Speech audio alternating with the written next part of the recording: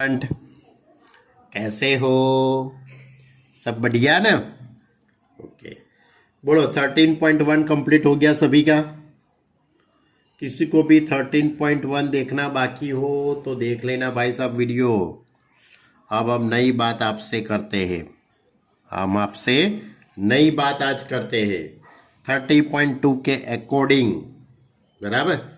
तो आपके पास P of A upon B की तो फॉर्मूला है ही। P of A upon B is equal to P of A intersection B upon P of B।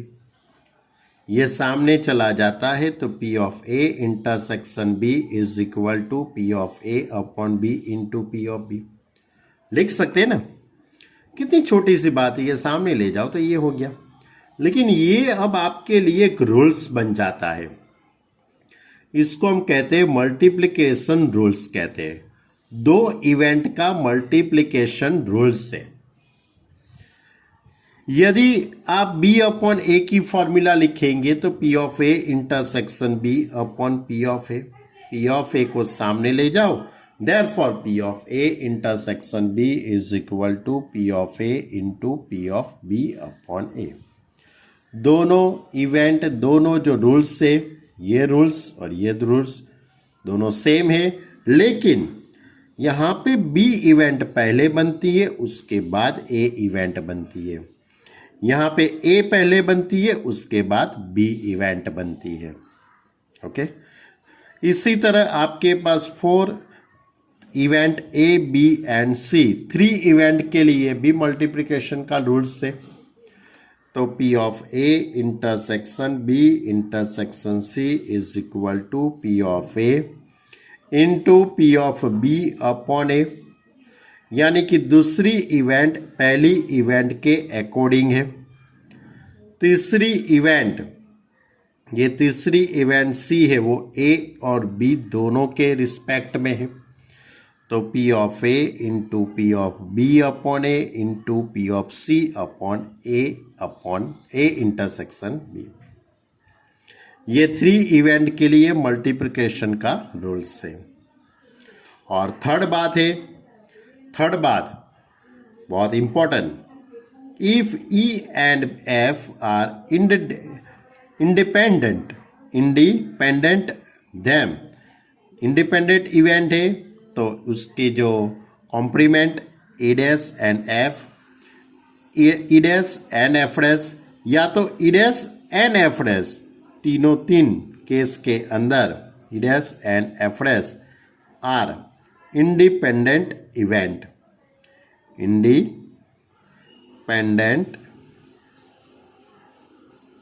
Event है। Okay, तो इसका rules है कि P of E upon F is equal to P of E, P of F upon E is equal to P of F। यानी कि E और F दोनों event है, वो एक दूसरे पर डिपेंडेंट नहीं है, इंडिपेंडेंट, बराबर, इंडिपेंडेंट इवेंट है। That is we say that P of A intersection B is equal to P of A into P of B। P of A intersection B is equal to P of A into P of B, therefore A and B are independent event। तो ये जो independent event है उसके question हमारी exercise 13.2 के अंदर ज़्यादा है। यानी कि अपनी एक्सरसाइज 13.2 वो पूरी इंडिपेंडेंट इवेंट पे ही अकॉर्डिंग है ना। वैसे तो मल्टीप्लिकेशन का भी रूल्स है, लेकिन ये थोड़ा ज़्यादा यूज इसका होता है। इंडिपेंडेंट, एक दूसरे पे डिपेंडेंट नहीं रहना है, अपने को स्वतंत्र रहना है, बराबर। तो ये रूल्स अच्छी तरह से याद रखना। इसको सेटिस्फाई जो इवेंट करती है A एंड B, ये फॉर्मूला को वेरीफाई करना है। यदि ये सही है तो A and B are independent event. अब मान लो कि 3 इवेंट हुई तो A, B एंड C। वैसे हमारे टेक्स्ट बुक के अंदर 13.2 में वो क्वेश्चन है नहीं, लेकिन A, B and C are mutually independent event. तो P of A intersection B is equal to P of A into P of B. P of B intersection C is equal to P of B into P of C. P of A intersection C is equal to P of A into P of C. And P of A intersection B intersection C is equal to P of A into P of B into P of C. यानी कि चारों चार condition जब satisfy होती है, चारों चार ये कंडीशन जब सेटिस्फाई होती है, तब हम कह सकते हैं कि A B C are mutually independent. बराबर. लेकिन इस टाइप के क्वेश्चन हमारी टेक्स्ट बुक में अभी नहीं है, फिलहाल नहीं है. तो बच्चे लोग, ये चार बातें आपको याद रखनी है. 2 इवेंट का मल्टीप्लाई का रूल्स, 3 इवेंट का मल्टीप्लाई का रूल्स, और ई एंड एफ इंडिपेंडेंट है तो E dash and F dash, तो E dash and F dash, F dash and E dash, and E dash and F dash are independent. बराबर. ये बात याद रखनी है. और ये रूल्स, इसको तो मत भूल जाना. इसके बिना तो 13.2 करना बहुत मुश्किल है. ये इसको इक्वल होगा तभी हम A and B are independent event है. Okay. Now let's go exercise 13.2. इस तरह से first question, if P of A is equal to 3/5 and P of B is equal to 1/5, find P of A intersection B. Find P of A intersection B if A and B are independent event. A and B are independent event. तो P of A is equal to 3/5, P of B is equal to 1/5. ये आपको question में दिया गया है. अब यहाँ पे बहुत अच्छी बात क्या लिखी है कि A and B are independent event. Independent event, तब भी तो मैंने आपको फॉर्मूला बताई थी. तो P of A intersection B is equal to P of A into P of B, ऐसा आप लिख सकते हो. तो P of A that is 3/5, P of B 1/5, that is 3/25. कैसा छोटा सा क्वेश्चन है ना. चलो question number 2. 2 card are drawn at random and without replacement. Without replacement, ये वर्ड्स बहुत अच्छी तरह से याद रखना. Without replacement from a pack of 52 playing card. Find the probability that both the card are black. क्या फाइंड करना है? Both the card are black. उसकी प्रोबेबिलिटी आपको फाइंड करनी है. आपके पास 52 कार्ड है, प्लेइंग कार्ड, लेकिन आप जो भी कार्ड चॉइस करते हो वो कार्ड को आपको वापस रखना नहीं है, विदाउट रिप्लेसमेंट है. तो suppose a event of 1 card is black. पहला कार्ड आपने ब्लैक कलर का चॉइस किया. दूसरा card and second card is also black card. तो event B is the second card is black. अब आपने पहला कार्ड जो चॉइस किया है उसकी probability P of A is equal to, कितने कार्ड है आपके पास? 26 कार्ड है. 26 में से एक कार्ड चॉइस करना है. टोटल 52 है, उसमें से यानी 26/52 इज इक्वल टू 1/2. अब आपको क्या करना है? दूसरा कार्ड चॉइस करेंगे, यानी दूसरी इवेंट बनेगी, वो पहली इवेंट पे डिपेंडेड होगी. क्यों? क्योंकि आपने जो कार्ड चॉइस किया है उसको वापस नहीं लेना है, विदाउट रिप्लेसमेंट. यानी कि अब कार्ड कितने हो जाएंगे? 52 कार्ड थे, उसमें से एक कार्ड तो आपने चॉइस कर लिया और जो चॉइस किया उसको मैंने साइड में फेंक दिया क्योंकि उसको मुझे ध्यान में अब नहीं लेना है. तो अब आपके पास 51 कार्ड हो गए. 51 में से एक और टोटल 25 में से एक, यानी 25/51. अब आपको जो फाइंड करना है वो देखिए.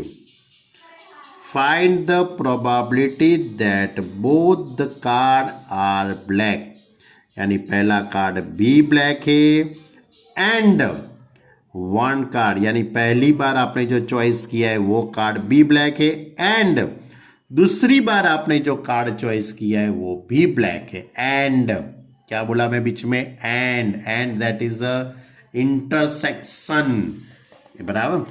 तो P of A intersection B is equal to P of A into P of B upon A. दो इवेंट के बीच का मल्टीप्लाई का रूल्स, बराबर। अब यहाँ पे इंडिपेंडेंट नहीं बनेगी, इंडिपेंडेंट इवेंट नहीं है, एक दूसरे पे डिपेंडेड है, बराबर। इंडिपेंडेंट नहीं है, डिपेंड है एक दूसरे पर। तो पी ऑफ ए यानी 1/5, इसकी प्रोबेबिलिटी 25/51, दैट इज 25/102। चलो अब थर्ड क्वेश्चन लेते हैं। A box of orange is inspected bye examining three randomly selected orange drawn without replacement,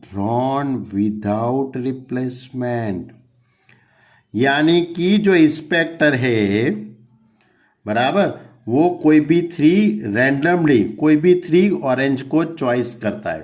पहली बार उसने चॉइस किया एक ऑरेंज को, दूसरी बार दूसरी ऑरेंज चॉइस करता है, तीसरी बार तीसरी ऑरेंज चॉइस करता है। लेकिन जब पहली बार जो चॉइस करता है ऑरेंज, उसको वापस बॉक्स के अंदर नहीं रखेगा, उसको साइड में रख देगा, बराबर।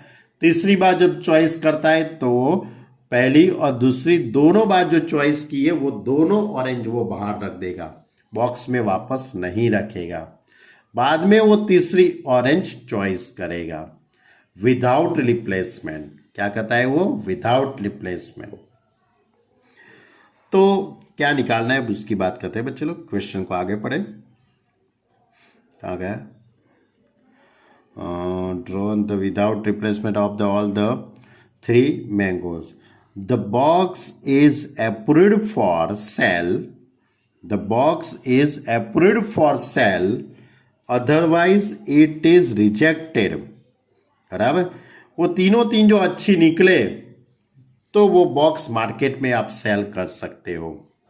इंस्पेक्टर आता है 1 by 1, वो क्या कहता है, 3 ऑरेंज को रैंडमली 3 ऑरेंज लेता है, उसको देखता है कि अच्छी है कि बराबर नहीं है। जो अच्छी होगी तो मार्केट में वो सेल कर सकता है। बॉक्स में कितनी ऑरेंज है, बराबर, बॉक्स के अंदर जितनी भी ऑरेंज होगी उसमें से 1 by 1 उसको 3 ऑरेंज चॉइस करेगा। चलो आगे पढ़ते हैं। हाँ, otherwise is rejected, find the probability, find the probability that a box containing 15 orange out of which 12 are good and 3 are bad. 15 orange है बॉक्स के अंदर कितनी ऑरेंज है, 15 है। ये 15 में से 12 है वो अच्छी ऑरेंज है और 3 ऑरेंज कैसी है, अच्छी नहीं है, बराबर, बैड ऑरेंज है। वंस, बराबर, arrear be the appear for sale, बराबर, वो once will is be approve करता है कि भाई चलो मार्केट में आप सेल कर सकते हो, बराबर। तो बच्चे लोग इस तरह का ये क्वेश्चन है, आपको मालूम पड़ा, फिर से समझा दो बच्चे लोग। एक बॉक्स है, एक बॉक्स के अंदर 51 ऑरेंज है, वो 51 ऑरेंज है, उसमें से 12 ऑरेंज अच्छी है और 3 ऑरेंज खराब है। लेकिन इंस्पेक्टर जब आता है उसको तो नहीं मालूम है ना कि अंदर क्या गोलमाल किया है हमने, अंदर क्या घोटाला किया है बॉक्स में, उसको तो कुछ मालूम है ही नहीं। तो वो तो अपनी तरह से रैंडमली ही चॉइस करेगा ना। वो क्या करेगा, एक एक बॉक्स देखे खोलेगा, बड़ा, ये बॉक्स में से देखता है कि भाई चलो कोई भी मैं 3 ऑरेंज ले लेता हूँ, जो अच्छी निकली तो ये बॉक्स जाएगा मार्केट में सेल करने के लिए, बराबर। तो वो पहली ऑरेंज चॉइस करता है, भाई ये तो अच्छी निकल गई, बराबर। उसको तो ऐसा ही है कि उसको कुछ मालूम नहीं इंस्पेक्टर को कि अंदर कैसी ऑरेंज है, लेकिन जिसने बॉक्स बनाया है उसको तो मालूम है ना कि मैंने कहाँ पे घोटाला किया है। तो इंस्पेक्टर क्या कहता है, पहली बार उसने ऑरेंज ली, अच्छी निकली गई भाई, दूसरी बार भी ऑरेंज निकाली, वो भी अच्छी निकली, और तीसरी बार जो इसने ऑरेंज निकाली वो भी अच्छी निकली, यानी कि ये मार्केट में ये बॉक्स सेलिंग कर सकता है ये बंदा, मेरा इंस्पेक्टर ने बोल दिया, अप्रूवल कर दिया इंस्पेक्टर ने कि भाई ये बॉक्स अब तू मार्केट में बेच सकता है, मुझे कोई दिक्कत नहीं है, तेरी बॉक्स के अंदर सभी ऑरेंज अच्छी है। उसको क्या पता हमने क्या घोटाला किया है। ओके, तो इस तरह का ये क्वेश्चन है बच्चे लोग। तो मार्केट में सेल अप्रूवल कर ही देता है, अप्रूवल कब करता होगा, जब वो जो भी चॉइस करता होगा वो अच्छी ऑरेंज में से ही चॉइस करता होगा ना, उसके हाथ में अच्छी ऑरेंज ही आती होगी, बराबर। तो मुझे मुझे लग रहा है कि बच्चे लोग आप क्वेश्चन को अच्छी तरह से समझ गए हो, बराबर। I hope. आप सपोज इंस्पेक्टर फर्स्ट में फर्स्ट ऑरेंज चॉइस करता है, फर्स्ट ऑरेंज चॉइस करता है, उसकी प्रोबेबिलिटी होगी 12C1 अपॉन 15C1, यानी 12 upon 15 that is 4 upon 5। B is a second orange, तो 11C1, क्योंकि एक अच्छी थी उसने बाहर रख दी है, अब 11 रहेगी, और टोटल में से 14C1 यानी 11 अपॉन 14।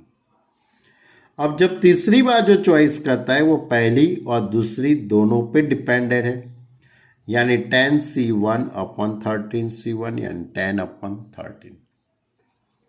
अब आप इन के बीच में मल्टीप्लाई का रूल्स आ जाएगा, P of A intersection B intersection C, A intersection B intersection C। तो A intersection B intersection C that is P of A into P of B upon C into P of C upon A intersection B, यानी 4 upon 5, 11 upon 14 और 10 upon 13। काट कुपी करने से answer आता है 44 upon 91। Clear, मालूम पड़ा। ये था हमारा क्वेश्चन नंबर 3। बहुत अच्छा था क्वेश्चन नंबर 3, मुझे तो बहुत अच्छा लगा। चलो question number 4। A fair coin and a unbiased die are tossed. क्या करना है, ए फेयर कॉइन यानी कॉइन को आपको टॉस करना है और डाई को भी टॉस करना है। Let A be the event head appear on the coin and B be the event 3 on the die. Check whether A and B are independent event or not. A and B है वो dependent event है कि नहीं है, वो आपको बताना है। बहुत अच्छा क्वेश्चन है, बहुत इजी क्वेश्चन है। पहले प्रैक्टिकल क्या है बच्चे लोग, तो आपको कॉइन एंड डाई दोनों को टॉस करना है। कॉइन यानी head and tail, and die में आता है 1 2 3 4 5, यानी टोटल एलिमेंट कितने होंगे 12।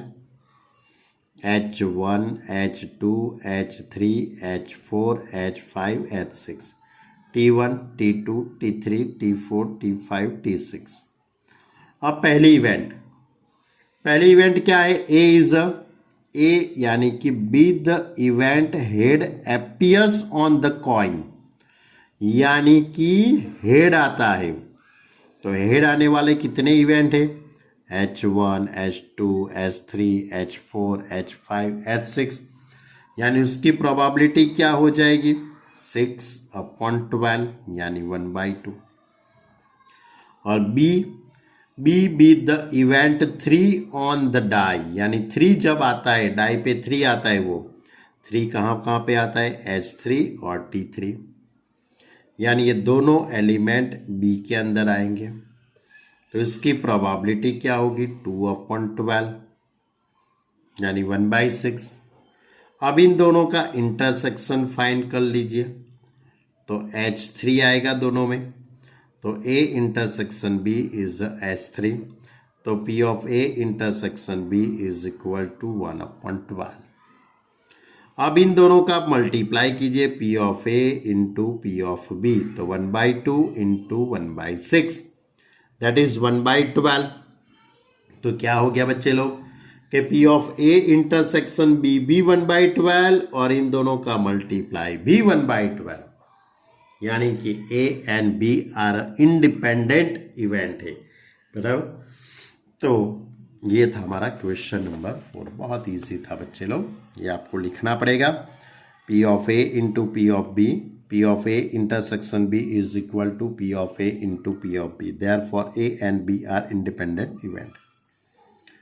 चलो बच्चे लोग question number 5, question number 5, a die marked 1, 2, 3 in red and 4, 5, 6 in green is tossed up. Let A be the event, the number of is even, and B event be the event, the number is red. Are A and B independent? Are A and B independent? ऐसा question है। तो पहले तो आप बच्चे लोग ये सोचिए कि डाई है, डाई के ऊपर 1, 2, 3, 4, 6 लिख के आता है, लेकिन ये बंदे ने क्या किया है डाई को मालूम है?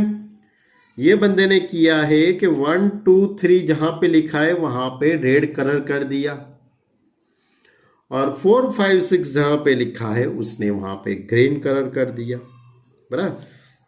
यानी R1, R2, R3 and G4, G5, 6, n is equal to 6। अब पहली इवेंट क्या है? A be the event the number is even, even number वाले। तो इवन नंबर कहाँ पे आ सकता है? R2, R4, R6, इसको A कहते हैं। तो इसकी प्रोबेबिलिटी क्या हो जाएगी? 3/6, दैट इज 1/2। अब बी इवेंट किसको कही है उसने? B the event the number is red. Red जब आते तो रेड वाले कौन कौन से हो गए? 3, R1, R2, R3। तो बी के अंदर R1, R2, R3, इसकी प्रोबेबिलिटी क्या हो जाएगी? इसके अंदर 3 एलिमेंट, टोटल 6, 3/6, 1/2। अब इन दोनों का इंटरसेक्शन निकालो बच्चे लोग, A इंटरसेक्शन B। तो इन दोनों के इंटरसेक्शन में कॉमन एलिमेंट कौन सा बनेगा भाई? R2 होगा कॉमन। तो A intersection B is equal to R2, तो P of A intersection B is 1/6। अब आप इन दोनों का मल्टीप्लाई कर दीजिए बच्चे लोग, इन दोनों का मल्टीप्लाई कर दीजिए, P of A into P of B, 1/2 into 1/2, 1/4। क्या हुआ? A इंटू B का आंसर 1/4 आया, और A इंटरसेक्शन B का आंसर तो 1/6 आया। तो ये दोनों तो इक्वल नहीं बने भाई।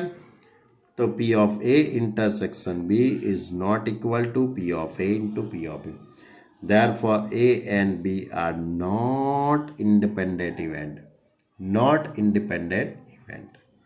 ओके ये भी बहुत इजी क्वेश्चन था, ये भी बहुत इजी आया क्वेश्चन नंबर 6, यानी कि 11 तक शायद बहुत इजी क्वेश्चन है। चलो अब क्वेश्चन नंबर 6 लेते हैं। Let E and F be event with P of E is equal to 3/5, P of F is equal to 3/10, and P of E intersection F is equal to 1/5। Are E and F independent? कितना easy question. आपको question में P of E intersection F कितना दिया है? 1/5। P of E कितना दिया है? 3/5। P of F कितना है? 3/10। दोनों तो रेडीमेड है भाई, करना क्या है?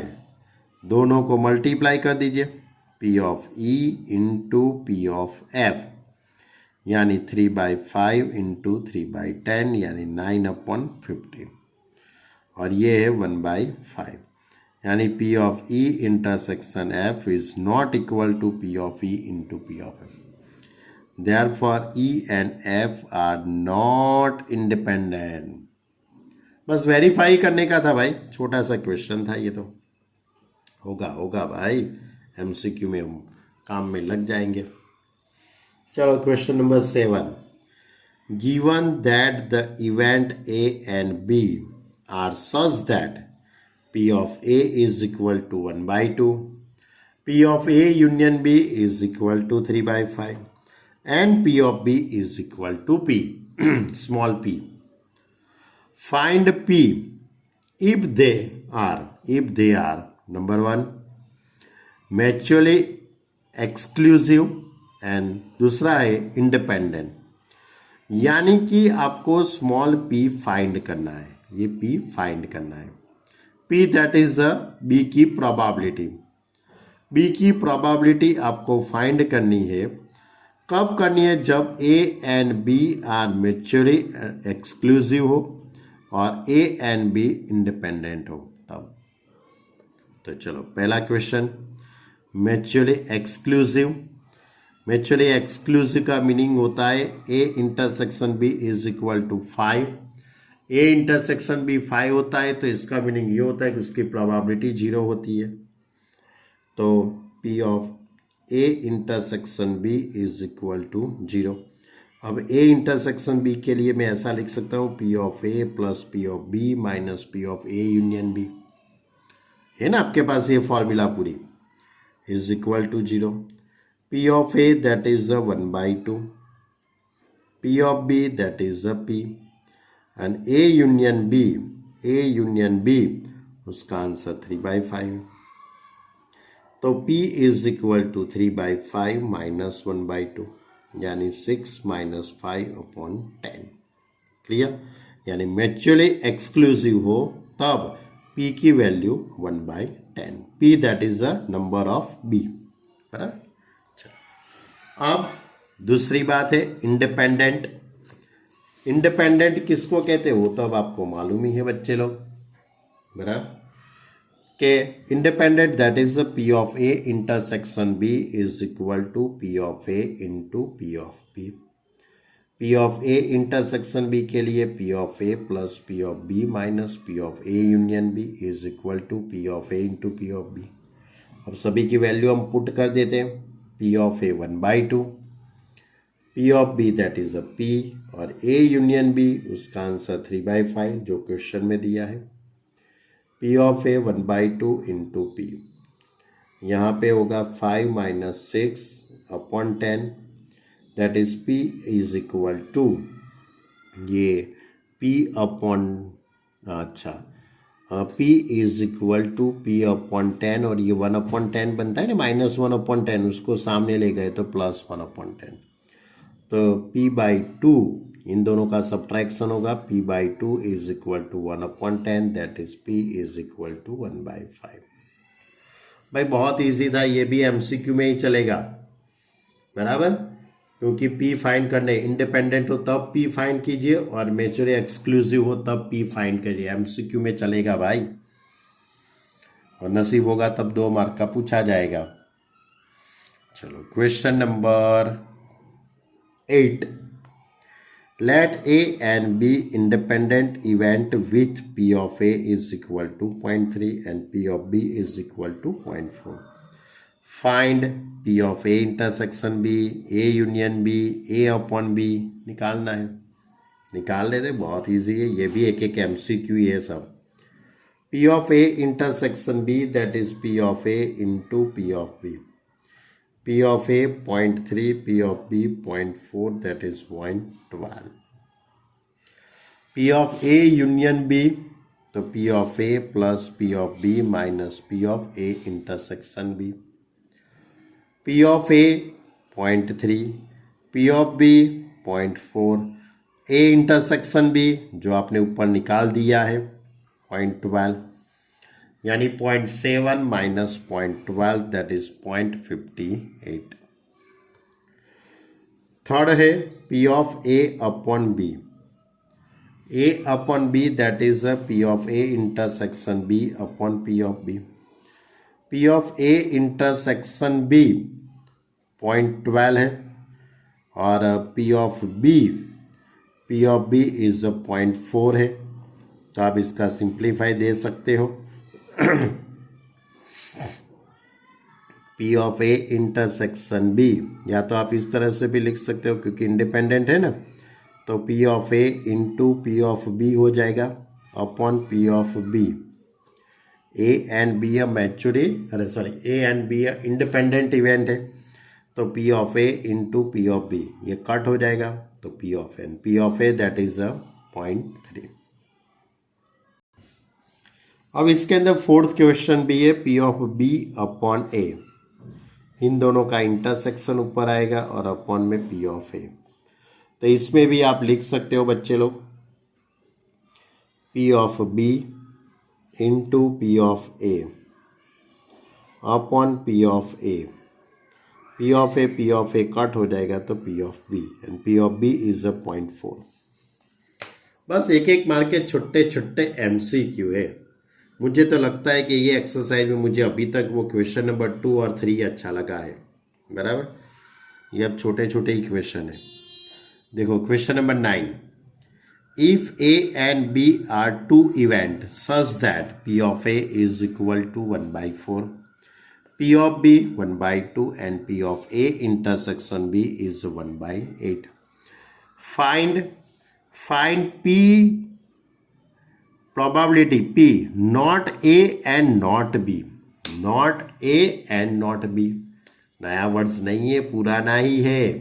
not A यानी A डैश, not B यानी B डैश, यानी A dash intersection B dash, बीच में एंड लिखा है and that is a intersection, यानी P of A dash intersection B dash. Given that P of A is equal to 1/4, P of B 1/2 and P of A intersection B is 1/8। A dash intersection B dash, इसको मैं इस तरह से लिख सकता हूँ P of A union B का whole dash, De Morgan law आता ना, De Morgan law. P of A dash intersection B dash that is P of A union B का डैश। अब ये ऊपर का डैश निकालने के लिए आपको 1 में से सब्ट्रैक्ट करना पड़ेगा, तो 1 minus P of A union B। P of A union B that is P of A plus P of B minus P of A intersection B। P of A यानी 1/4, P of B 1/2, P of A intersection B 1/8।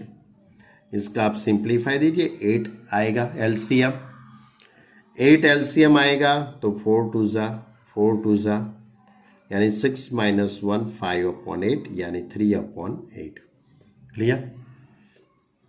तो ये हमारा question number 9। चलो question number 10 की बात करता हूं मैं। Event A and B are such that P of A is equal to 1/2, P of B is equal to 7/12 and P not A or not B is equal to 1/, क्या लिखा है, और that is A union. Not A यानी A dash, not B यानी B dash. State whether A and B are independent, आपको बताना है कि भाई A and B independent event है कि नहीं है, ऐसा आपको बताना है। बता देते बच्चे लोग, इसमें कौन सी बड़ी बात है। देखो P of A is 1/2, P of B is 7/12 and P of A dash union B dash is equal to 1/4। तो बच्चे लोग P of A dash P of A intersection B का whole dash is 1/4, De Morgan law apply कर दिया। अब P of A intersection B कितना होगा, ये ऊपर का मुझे ये डैश है ना वो निकालना है, तो 1 में से मैं सब्ट्रैक्ट कर लेता हूँ। तो P of A intersection B is 3/4। Okay, तो P of A intersection B 3/4 हो गया। अब P of A into P of B, P of A into P of B, इन दोनों का मल्टीप्लाई 1/2 एंड 7/12 दैट इज 7/24। तो बच्चे लोग इन दोनों का आंसर सेम नहीं आता है, यानी कि P of A intersection B is not equal to P of A into P of B. Therefore A and B are not independent event. Okay, तो ये था हमारा क्वेश्चन नंबर 10। अब क्वेश्चन नंबर 11 की बात करता हूँ। Given two independent event A and B such that P of A is equal to 0.3, P of B is a 0.6. Find P of A and B that is P of A intersection B। अब P of A into P of B लिख सकते हैं हम, क्योंकि A and B are a independent event है। अब P of A that is a 0.3, P of B that is 0.6, इन दोनों का मल्टीप्लाई 0.18। दूसरा question, P of A and not B, A and that is intersection not B यानी B dash, A intersection B dash that is P of A minus P of A intersection B लिख सकते हैं। ये हमने standard 11 के अंदर ये formula का स्टडी किया था, A इंटरसेक्शन B डैश की। अब P of A is a given that 0.3, A intersection B आपने ऊपर निकाल दिया है, वही लिख देते हैं। यदि नहीं होता तो मुझे लिखना पड़ता P of A into P of B। Okay, तो 0.18 आ जाता। अब 0.3 माइनस 0.18 यानी 0.12। भाई छोटे छोटे MCQ रखे हैं इन लोगों ने। चलो थर्ड एंड फोर्थ, A और B, A union B, P of A plus P of B minus P of A intersection B। P of A 0.3, P of B 0.6, P of A intersection B 0.18। तो 0.9 minus 0.18 0.72। Clear? Fourth question, neither A nor B, neither A nor B यानी A dash union B dash. बराबर ध्यान रखना ये words अच्छी तरह से, A dash union B dash यानी P of A dash A intersection B का होल डैश, डी मॉर्गन लो। अब ऊपर का डैश हटाने के लिए मुझे 1 में से सब्ट्रैक्ट करना पड़ेगा। P of A intersection B that is P of A into P of B। P of A 0.3, P of B 0.6, इन दोनों का मल्टीप्लाई होगा 0.18 और 1 में से 0.18 को मैं सब्ट्रैक्ट करूंगा तो 0.82। ओके स्टूडेंट, तो कितने क्वेश्चन हुए आज? 1 से 11 तक, 1 से 11 तक एक्सरसाइज 13.2, 2 इवेंट का मल्टीप्लाई का रूल्स, 3 इवेंट का मल्टीप्लाई का रूल्स एंड इंडिपेंडेंट इवेंट किसको कहते हैं उसकी हमने बात की। उसके पर अकॉर्डिंग एक्सरसाइज 13.2 अच्छी तरह से तैयार कर लेना बच्चे लोग, अच्छी तरह से PDF लिख देना। कोई भी चीज़ में मालूम नहीं पड़ता है तो आप मुझे बता सकते हो, मैं आपको फिर से समझाऊंगा। Okay okay student. हाँ, दूसरी बात, क्वेश्चन नंबर 2 और 3 मुझे बहुत अच्छा लगा है, बराबर, विदाउट रिप्लेसमेंट वाला, बराबर, वो अच्छी तरह से समझना। ऐसे और क्वेश्चन अब क्वेश्चन नंबर 12 से आएंगे। क्वेश्चन नंबर 12 से स्टार्ट करके 17 तक के जितने भी सम है वो बहुत अच्छे सम है, लेकिन उससे पहले आप 1 से 11 तक के क्वेश्चन अच्छी तरह से सॉल्व कर लो। बाद के लेसन के अंदर, बाद के वीडियो के अंदर मैं 1 से 17 तक कंप्लीट कर दूंगा। ओके स्टूडेंट, अपना ख्याल रखना, अपने परिवार का ख्याल रखना। बराबर, कोई भी चीज़ में मालूम नहीं पड़ता है तो मुझे फ़ोन करके बताए कि सर ये स्टेप कहाँ से आए, ये क्या है, मुझे मैं आपको बता दूंगा। Okay student, bye.